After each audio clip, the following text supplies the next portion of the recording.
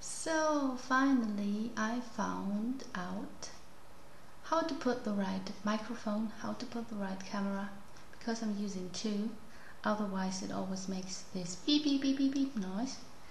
Whatsoever, I couldn't find the right camera angle, so it's all a bit shaky now. I'm sorry for that. First of all, obviously we are talking about my most recent blood results. I already had one done in, can you see it, in May, but I didn't make a video about it because everything was more or less the same. The first thing you see, wait, where's my pencil? You see in the rows, those are the liver levels. Underneath the kidney levels, those are the cholesterol levels. Then we have sugar and the long-term sugar level. Then we have TSH and so on. So on the top,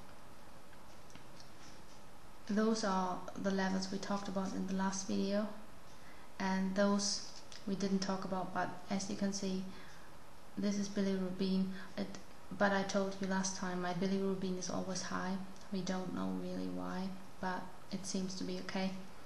So this is urea. It used to be a bit low last time. Then it was 15.5. 15 to 40 is the normal range. And now in October, here, it was 14.2. It's a bit below, but I don't know if that is good or bad. The uric acid here on the bottom, it raised from February to May, and now it also raised a bit.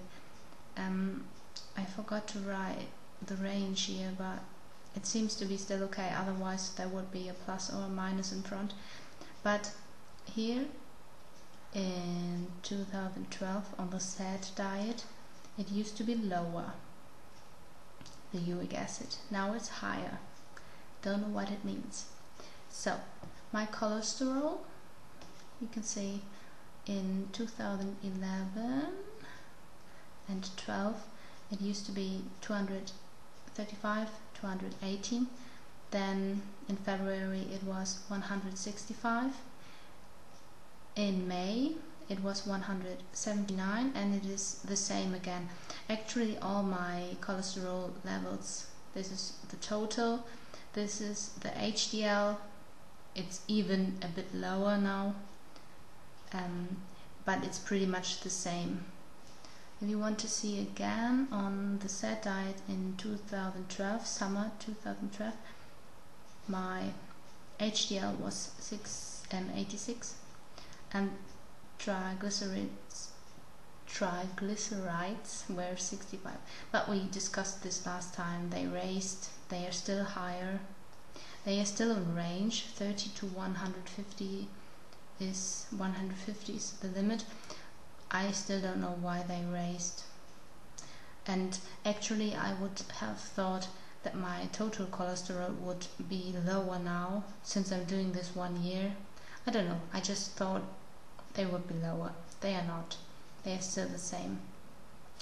The thing is that maybe about this time in May, I believe I started to eat avocado. This blood results have been on no overt fats at all. Maybe sometimes I ate one Brazil nut for the selenium intake, but nothing else. This was when I started to incorporate some avocado to make a dressing. And this is after probably eating 100 grams of avocado per day. so it didn't really change. Changed a bit here, but nothing here. I don't eat nuts, sometimes here and then a hazelnut, but that is it. I don't have any other fat, just the avocado, and that is basically every day. I'm eating that with my iceberg. So let's come to the blood sugar. It was always nice. Also here on the SAD diet in 2012, the long-term HbA is the long-term that shows you the sugar levels of the last 6 months. They used to be 4.7. They also used to be 4.7 in May. Now they are 4.0. And the range is, I don't know, I forgot to write it down, but even lower, as you can see. Whatever that means. But now we are coming to the thing that really pissed me off, which I really didn't realize the last time because it was all in range and I didn't worry about it, is my thyroid. So this TSH is the level of the thyroid. I can't pronounce it, I'm sorry. So here on top you can see it was in September 2011. High protein, meat, low fat diet. I used to have 1.3. The range is 0.35 to 5.5. So I didn't check it the first time, but the last time in May I had 2.75. That is already double which I had on the SAD diet, but I didn't worry about it and ask anything because it was still half of what is allowed. So but now I have 3.6. that is like 3 times the amount that I had on the SAD diet. So now I was doing some research and I can only imagine that it is a combination of 2 things or just one thing and the other thing hasn't to do with it. So first of all, I'm not using any salt, so obviously also no salt that has iodine in it, and if there is some iodine in the things that I eat, which are mostly honeydew, iceberg, mango, bananas, I would say those are my staples. And then I have the cooked stuff like broccoli, etc. But we're coming to this later on because that could also play a role in it. But first of all, just the fact that I'm not using any iodine, and I don't believe that in those staple foods that I'm eating that there is any iodine or the 200 micrograms that we need per day.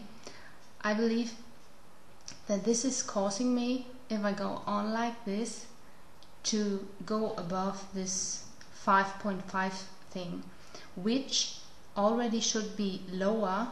I have been on some sites which are requesting to lower this, so I would, with 3.6, I would already be in the bad risk range thingy if they would listen to them and lower this number. So actually I'm like hypothyroid, having a hypothyroid issue already if they would lower this number. What were I saying? The other thing is that if you are eating iodine with sea stuff, with your normal diet, if you are eating fish, etc., but on top you are eating a lot of cruciferous vegetables like broccoli, cauliflower, I believe kale, cabbage, etc.